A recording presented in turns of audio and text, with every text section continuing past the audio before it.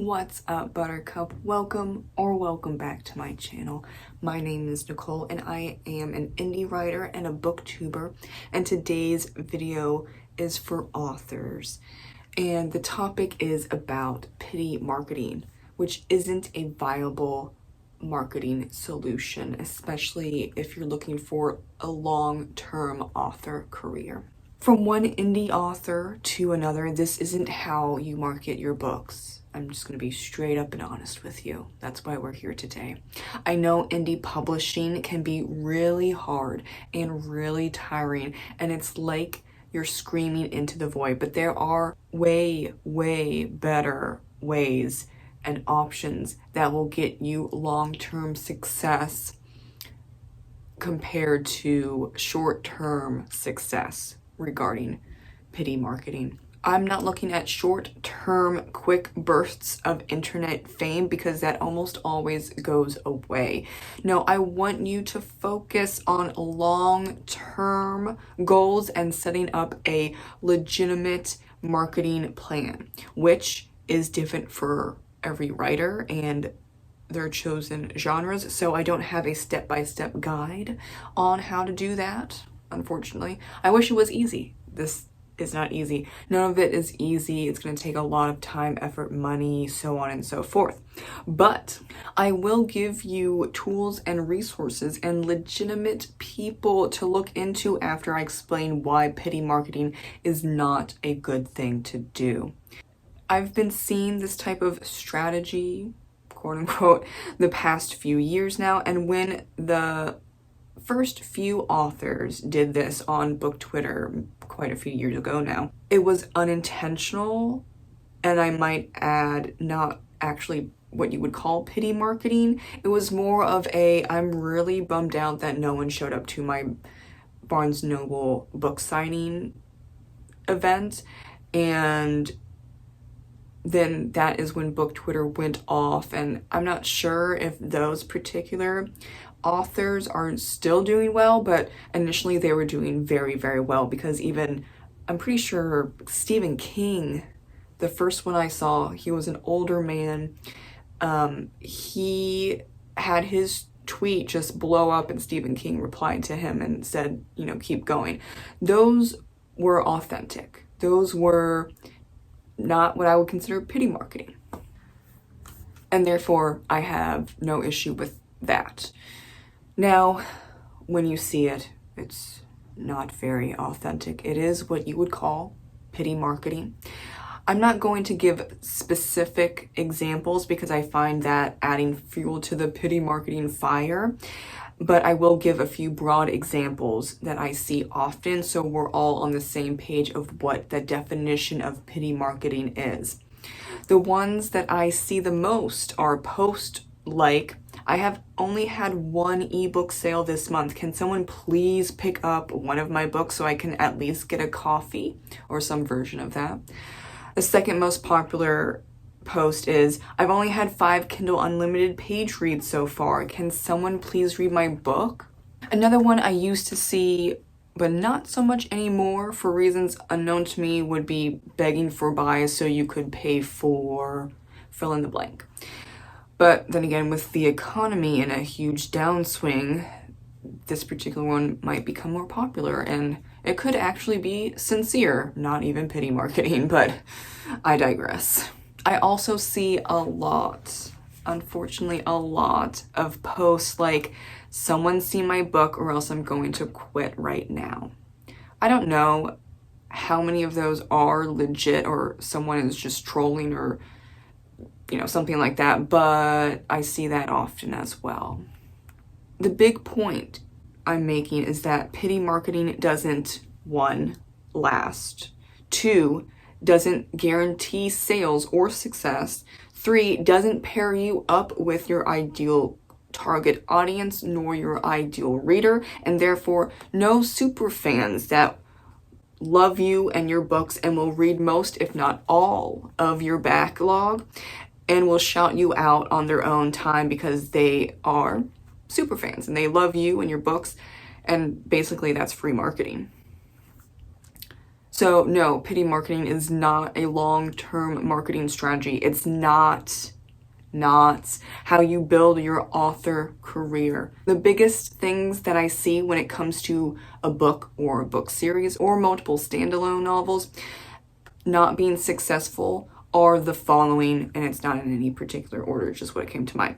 Number one, not writing to market and not knowing your target audience. I have videos on that specific topic in the description box below because it's a whole conversation, and sometimes it's very spicy for some people. I don't think it is, so I'm not going to go too deep into it, but I've linked my videos about writing to market and what that even means in the description box below. Number two, a book cover not to genre expectations, and yes, that's a thing. Number three, poor 7 KDP keywords. So you go into the KDP dashboard, and it's on the first page. It's the book details, and near the bottom you will have 7 lines that you put phrases into that are most relevant to your book, and so that's what 7 KDP keywords means. Number four, no Amazon ads running. There are millions upon millions of books on Amazon. You're not going to be randomly discovered. You need to have some type of ads running, but I would say optimize everything else and then start Amazon ads. Number five is an unclear book blurb. Yes, that is a huge thing. And you want to pull in the reader emotionally, not trying to tell your story. You're just trying to pull the reader in and make them want to click the buy button. And just like going back to the book cover, you want the reader to stop the scroll. You're not trying to tell your story on the book cover. You want to stop the scroll for the reader. That is the ideal reader, and that is why there is such a thing as book cover genre specific expectations, because the confused mind says no. Number six, an unclear title and a title that is not in line with your genre expectations. Yes, that is also a thing as well. Number seven, wrong categories. You can choose only up to 3 now, and that could change because Amazon's always changing. But currently, right now, you can only choose 3. And that is also in the first page of the book that you're, setting up to publish in KDP. And number 8, you're targeting the wrong audience. You need to know what your book is about. You need to know your genre and or your subgenres and what are the expectations. If you don't know that stuff and you can't explain your book in a couple of sentences, that's going to be a hard one to market. Now, you might be thinking to yourself that that's a lot and you're very overwhelmed, and I 100% understand. I was there too at a certain point quite a few years ago. This is going to take time, patience, compassion on your part, energy, and yes, money. But remember the goal: long-term organic success. Finally, here are a few people that I trust and that are legitimate.